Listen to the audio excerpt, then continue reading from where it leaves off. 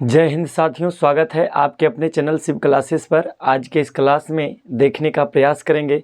हम इसके पहले के वीडियो में बताए थे कि मानव नेत्र क्या है, और हमारा जो चैप्टर का नाम है मानव नेत्र तथा मानव नेत्र तथा रंग बिरंगा संसार।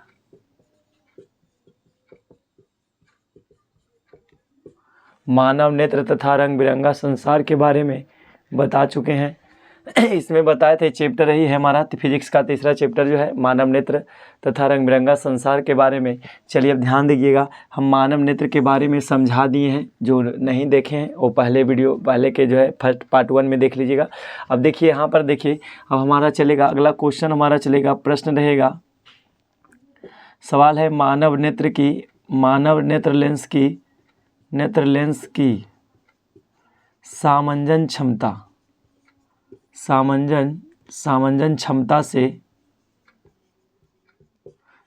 क्षमता से आप क्या समझते हैं?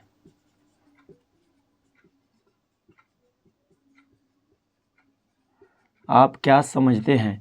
यदि आपसे ऐसा पूछा जाए कि मानव नेत्र लेंस की सामंजन क्षमता से आप क्या समझते हैं, इसको ऐसे भी बोला जाता है सामंजन क्षमता भी बोला जाता है कि सामंजन क्षमता से आप क्या समझते हैं, या तो बोला जाएगा मानव नेत्र लेंस की सामंजन क्षमता से आप क्या समझते हैं। ठीक है, नेत्र लेंस की सामंजन क्षमता क्या है? तो देखिए हम क्या करते हैं कि जब हम किसी वस्तु को देखते हैं, ठीक है, तो जब हम किसी वस्तु को देखते हैं तो एक स्थान से दूसरे स्थान, या तो मान लीजिए निकट की वस्तु को देखें या तो दूर स्थित वस्तुओं को देखते हैं, तो हमारा सिलियरी मांसपेशियां क्या करता है? काम करता है। तो सिलियरी मांसपेशियां जो काम करता है सिकुड़ाने का, तो यही क्षमता जो है विभिन्न दूरियों पर जो है रखी वस्तुओं को एक जगह समायोजित करता है और देखने में मदद करता है। फोकस दूरी को घटाता बढ़ाता है। इसको क्या कहेंगे? सामंजन क्षमता कहेंगे। सामंजन क्षमता बताएंगे, बोलेंगे मानव नेत्र लेंस की वह क्षमता जिसके द्वारा विभिन्न दूरियों पर रखी वस्तुओं को एक स्थान से विभिन्न दूरियों पर रखी वस्तुओं को स्पष्ट देखने लायक बनाता है। नेत्र लेंस की यह क्षमता क्या कहलाती है? सामंजन क्षमता कहलाती है। सामंजन क्षमता का मतलब हो गया सिलियरी मांसपेशियों के द्वारा क्या होता है? सिलियरी मांसपेशियों के द्वारा क्या होता है? सिलियरी मांसपेशियों के द्वारा क्या होता है? इस सिलियरी मांसपेशियों के द्वारा हमारे आँख जो है क्या करता है? यानी फोकस दूरी को घटाता या बढ़ाता है। मानव नेत्र लेंस की यह क्षमता क्या कहलाता है? अभी नेत्र लेंस की क्षमता का बोलेंगे, इसे क्या कहेंगे? सामंजन क्षमता। नेत्र लेंस की क्या कहलाता है? सामंजन क्षमता कहलाता है। सामंजन क्षमता का मतलब हुआ कि आँख जो है किसी दूर स्थित वस्तु को या तो निकट स्थित रखी वस्तु को जब उसको फोकसित करके यानी फोकस दूरी को घटा या बढ़ा करके जब हमें स्पष्ट देखने लायक बनाता है, तो नेत्र की यह क्षमता क्या कहलाता है? सामंजन क्षमता कहलाती है। इतना बात क्लियर है? सामंजन क्षमता। एक बात और देखने का, समान दृष्टि के लिए जो है वयस्क मानवों के शरीर में जो है समान दृष्टि की बात करें तो समान दृष्टि के लिए जो है चलेगा, तो इसका मानव नेत्र का इस सामंजन क्षमता क्या होता है? 25 सेंटीमीटर बताएंगे। सामंजन क्षमता कितना सेंटीमीटर? 25 सेंटीमीटर। समान नेत्रों के लिए जो है युवावस्था मतलब जो अवस्था में व्यक्तियों का जो है मानव नेत्र की एविलेंस सामंजन क्षमता कितनी होती है? 25 सेंटीमीटर। सामंजन क्षमता का मतलब होता है नेत्र की वह क्षमता जिसके द्वारा निकट या दूर स्थित रखी वस्तुओं को समायोजित कर किसी एक बिंदु पर लाकर उसे हमें देखने लायक बनाता है, सुस्पष्ट देखता है। उसी को क्या कहते हैं? नेत्र की यह क्षमता सामंजन क्षमता कहलाती है। और वयस्क मानव के शरीर में समान दृष्टि के लिए साधारण आँखों के लिए सामंजन क्षमता कितनी होती है? 25 सेंटीमीटर। कहने का मतलब यदि 25 सेंटीमीटर तक हम कोई वस्तु को रखेंगे तो हमें दिख जाएगा, और यदि पास ले आएंगे तो उतना नहीं दिखेगा, धुंधला जैसा हो जाएगा। तो 25 सेंटीमीटर इसका न्यूनतम दूरी है। न्यूनतम दूरी कितना? 25 सेंटीमीटर। और आँखों का अगर जो अधिकतम दूरी कहा जाए तो अनंत पर, ठीक है, अनंत पर बताएंगे। और हमारे जो है देखने की क्रिया कैसे होती है? देखने की हमारे आँख द्वारा बताएगा कि देखने की क्रिया कैसे होती है।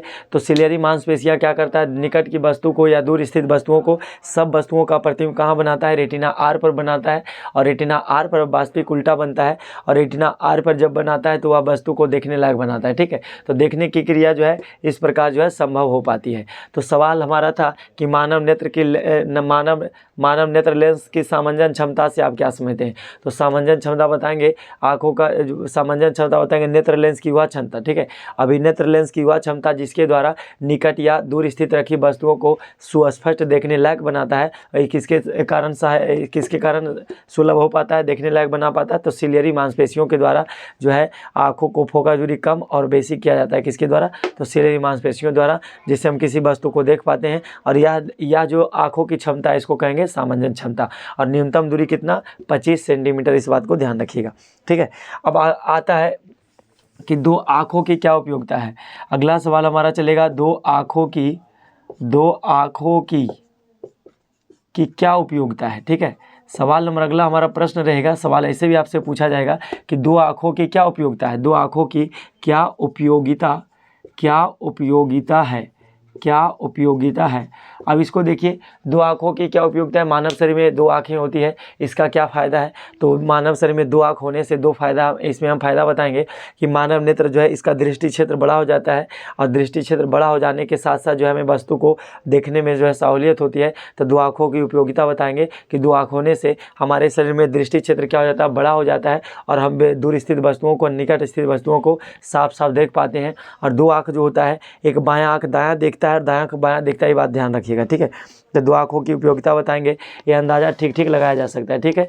दो आँख होने से हम अंदाज़ा ठीक अनुभव लगा सकते हैं, अनुभव कर सकते हैं दो आँखों होने से, ठीक है। और बताएंगे, और जो है दो आँख होने से क्या है, कुछ पल के लिए हमें आराम मिलता है। दो आँख होने से क्या होता है, कुछ सेकंडों के लिए हमारी आँखों को क्या मिलती है? राहत मिलती है। और यदि एक ही आँख होता तो सारा दिन यही काम करता। लेकिन इस दो आँख होने से जब हम इस मतलब हुआ कि जब हम बायां साइड की वस्तुओं को देखते हैं तो हम दायां आँख का प्रयोग करते हैं। और जैसे हमारा जो है ये आँख है हमारा, और जब इस तरफ की वस्तु को देखना है, दाहिना साइड की वस्तु को देखना है तो बायां आँख ज़्यादा इस्तेमाल होता है। और यदि बायां साइड की वस्तुओं को देखना है तो हमारा दायां साइड ज़्यादा इस्तेमाल होता है। इस बात को ध्यान रखिएगा। तो सवाल हमारा कहेगा कि दो आँखों की क्या उपयोगिता है, इसको लिखिए। तो बताएंगे दो आँखों की उपयोगिता लिख करके रह दीजिएगा। बताएंगे कि दो आँख होने से इसका दृष्टि क्षेत्र बड़ा हो जाता है, जिससे हम किसी वस्तुओं का अंदाज़ा ठीक लगा सकते हैं। और बताएंगे कि दो आँख होने से जो है दृष्टि क्षेत्र बड़ा हो गया और हमें वस्तु को साफ साफ दिख पाता है। और दो आँख होने से कुछ पल के लिए जो है एक आँख को कुछ पल के लिए क्या मिलता है? आराम मिलता है। इस बात को ध्यान रखिएगा, ठीक है। इतना जो है। अगला चलेगा दृष्टि दोष। अगला हमारा प्रश्न रहेगा, प्रश्न अगला क्या है? दृष्टि दोष क्या है। सवाल आपसे पूछा जाएगा दृष्टि दोष से आप क्या समझते हैं। इसको डिटेल से समझा दिया, फिर भी समझाते हैं दृष्टि दोष क्या है। तो दृष्टि दोष ये जो है काफ़ी इंपॉर्टेंट क्वेश्चन है, आपसे पूछा भी जाएगा दृष्टि दोष क्या है, इसका वर्णन कीजिए, कितने प्रकार के होते हैं। तो दृष्टि दोष का मतलब हुआ कि आँख में कोई ऐसा आँख में कोई कमी हो जाना, आँख से हमें ढंग से दिखाई नहीं देना, क्या कहलाता है? दृष्टि दोष कहलाता है। दृष्टि दोष बोलेंगे, दृष्टि दोष का मतलब नेत्र में वह कारक उत्पन्न हो जाना जिसके कारण जो है हमें वस्तु साफ साफ नहीं दिखती है। या तो दूर स्थित वस्तु को नहीं देख पाते हैं या तो निकट स्थित वस्तु को नहीं देख पाते हैं, यानी दोनों प्रॉब्लम, यानी सारा समस्या आ जाता है, उसको कहेंगे दृष्टि दोष। दृष्टि दोष क्या है? यानी नेत्र का वह जो कारक है जिसके कारण हम जो है किसी वस्तु को स्पष्ट रूप से नहीं देख पाते हैं, आँखों का यही दोष क्या कहलाता है? दृष्टि दोष कहलाता है। दृष्टि का मतलब हो गया आँख, दृष्टि का मतलब क्या होता है? आँख। तो आँख में कुछ ऐसा व्यवधान उत्पन्न हो जाना, आँख में कुछ ऐसा कोई प्रॉब्लम समस्या हो जाना जिसके कारण हम किसी वस्तु को नहीं देख पाते हैं, उसे हम क्या कहते हैं? दृष्टि दोष कहते हैं। दृष्टि दोष के बारे में बताइएगा कि दृष्टि दोष जो है 4 प्रकार के होते हैं। दृष्टि दोष के बारे में बताना है कि दृष्टि दोष की बात करेगा तो दृष्टि दोष कितने प्रकार के? दृष्टि दोष बताएंगे 4 प्रकार के होते हैं। पहला का नाम बताइएगा निकट दृष्टि दोष, पहला का नाम निकट दृष्टि दोष, दूसरा का नाम बताना है निकट हो गया, अगला बताएंगे दूर दृष्टि दोष, इसी को दीर्घ भी कहते हैं, दीर्घ दृष्टि दोष। अगला पूछा जाएगा तो तीसरा बताइएगा, तीसरा प्रकार है जरा दृष्टि दोष, और अगला चौथा बताएंगे अबिंदुकता। इसको जो है अगले क्लास में हम समझाने का प्रयास करेंगे। फिलहाल अभी जो है कुछ इमरजेंसी काम आ गया है, इसलिए हम थोड़ा इतना ही क्लास लेंगे। फिर भी समझिएगा दृष्टि दोष क्या है? आँखों का वह दोष जिसके कारण किसी वस्तु का जो है आँख का एक ऐसा वजह जिसके कारण वस्तु का प्रतिबिंब रेटिना पर नहीं बन करके कहीं और बन गया, या तो आगे बन जाए या तो पीछे बन जाए। तो जब वस्तु का प्रतिबिंब रेटिना पर नहीं बनता है तो हम समझ जाते हैं कि आँख में क्या हो गया? दोष, बीमारी उत्पन्न हो गया है। तो आँखों में एक बीमारी है, आँखों का कोई कोई ऐसा कारक जिसके कारण वस्तु का प्रतिबिंब जो है रेटिना आर पर ना बनकर कहीं कहीं अन्य जगह बन जाता है, अन्य जगहों पर बन जाती है, वैसे इसीलिए उसको क्या कहेंगे, वैसे दोष को आँखों का दोष कहा जाता है, जिसे दृष्टि दोष के नाम से जानते हैं। दृष्टि दोष 4 प्रकार के होते हैं। पहला का नाम बताइएगा निकट दृष्टि दोष, अगला दूसरा का नाम बताइएगा दूरदृष्टि दोष, और तीसरा का नाम बताइएगा जरा दृष्टि दोष, और चौथे का नाम बताइएगा आमिंदुकता। ये काफ़ी महत्वपूर्ण क्वेश्चन है और एक बड़ा सा एक समझिए एक टॉपिक रखेंगे, इसका कारण निवारण और जो है उपचार सब कुछ बताते जाएंगे और एक एक बात को डिटेल कर देंगे तो इसका जो है क्लियर हो जाएगा। फिलहाल के लिए इतना ही रखते हैं और फिर अगले क्लास में आप जो है पहली बार है तो इसको बाद में देख लीजिएगा, हम अपलोड कर देंगे और आप लोग के लिए देखने लायक हो जाएगा। फिलहाल अभी समझिए दृष्टि दोष और जितना बात बताया गया उसको ध्यान रखिएगा। यदि कोई दिक्कत समस्या हो तो आप कमेंट सेक्शन में कमेंट कर सकते हैं। जय हिंद, आपका दिन शुभ हो। बाय।